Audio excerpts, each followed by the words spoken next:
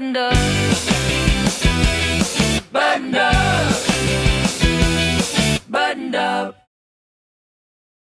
Hello. Sick. Wait.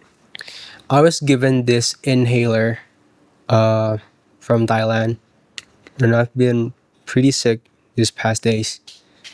Um I couldn't really understand why people use these because mm, for me when you're sick, I didn't know you can inhale and be good again.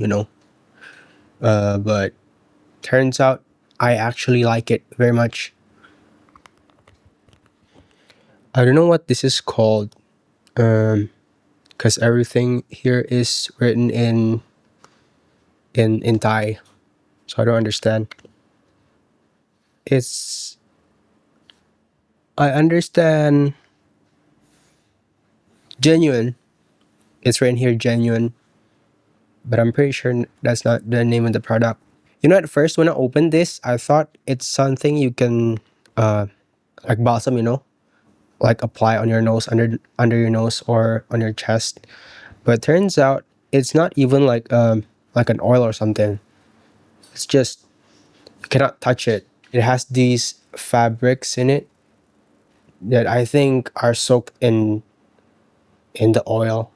So yeah, there's not much oil, but it smells really strong and really good.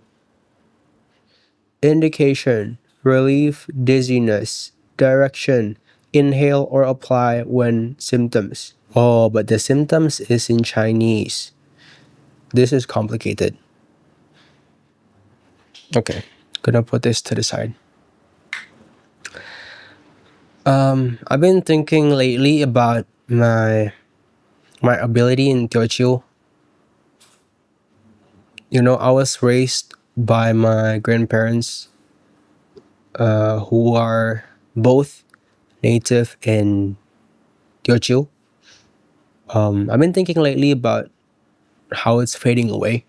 When I was little, my grandparents, well, mostly my grandma, she wouldn't want to answer me if I speak in Bahasa.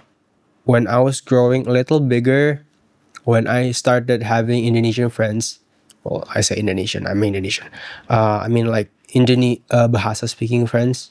I was starting to lose my Teochew, which is the first language I grew up with, and I would start talking to my grandma in Teochew and in Bahasa, and she wouldn't answer. I remember her saying, if I was not here, meaning if she'd pass away, you wouldn't speak Teochew to anyone else, she said. Meaning, this is like, as in, like, as long as she's living, I should speak as much Teochew as possible. And at that time, I was like, yeah, sure. It was actually very difficult for me because I was, I didn't have that much Teochew vocabulary, right?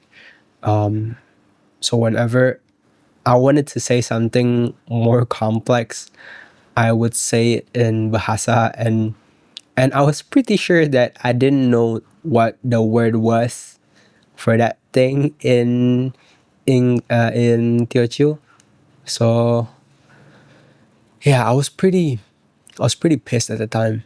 But now, after 5 6 years of she passing away, it's kind of it's actually kind of true that I don't speak that much Teochew anymore. It's kind of sad. I was I was finding ways to connect more to my Teochew roots. I was finding, because I'm recently thinking about getting a tattoo, right?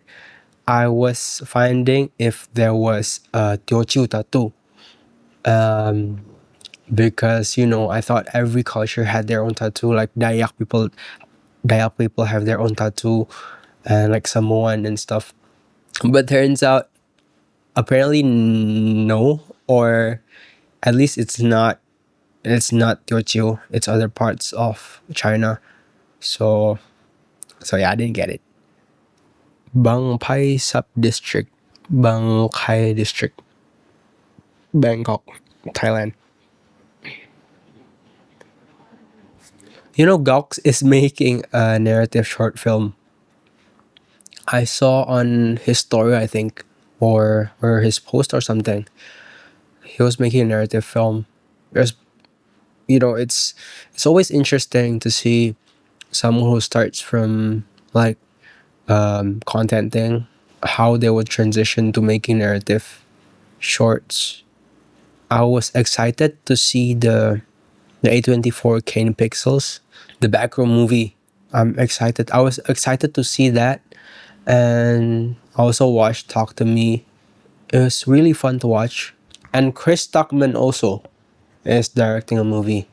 I'm not sure if it's out yet, but I recently saw on my Instagram Chris Tuckman talking about his I think horror movie. Yeah, I used to watch a lot of his movie reviews on YouTube, and seeing him being interviewed about his movie is pretty cool.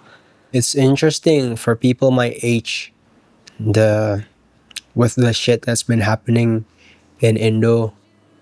The focus have been constantly shifting between getting a good job and and and protesting. I often have these words stuck in my head. A lot of words, a lot of words I cannot remember. Like for example, when I had an audio class, right? I remembered my professor saying, I know the word now. The word was channel. He was saying, it's okay if we record with this background noise because we can channel it later in post. I couldn't remember what he said, and then after that class, after everyone was already dismissed, I asked him. I went up and asked him, what was the word again you used to explain how you take out that sound? And he was like, what was it? There wasn't any word. So yeah. In my last video, I was looking up Pinterest I was looking up flu, and then for some reason it was blocked, and then I looked up influenza, and I looked up cold also. Why illnesses are banned in Pinterest, but yeah, I was looking them up for reference, right, to how to visualize someone having flu. So yeah, yesterday I was looking up how to do projection mapping, and it's pretty interesting actually. If only I had a projector, but it was really interesting how they do it. Basically the method was they project an image to whatever, like for example to a house, and then they'll project an After Effects comp, and in that comp they would trace the outline of the house. So because it's projected, that very warped trace is what they'd use the final image in as a guide. 30 minutes, damn. Okay, thank you for listening to me ramble for I don't know how long this video is gonna be. Yeah, thank you for listening. Bye bye.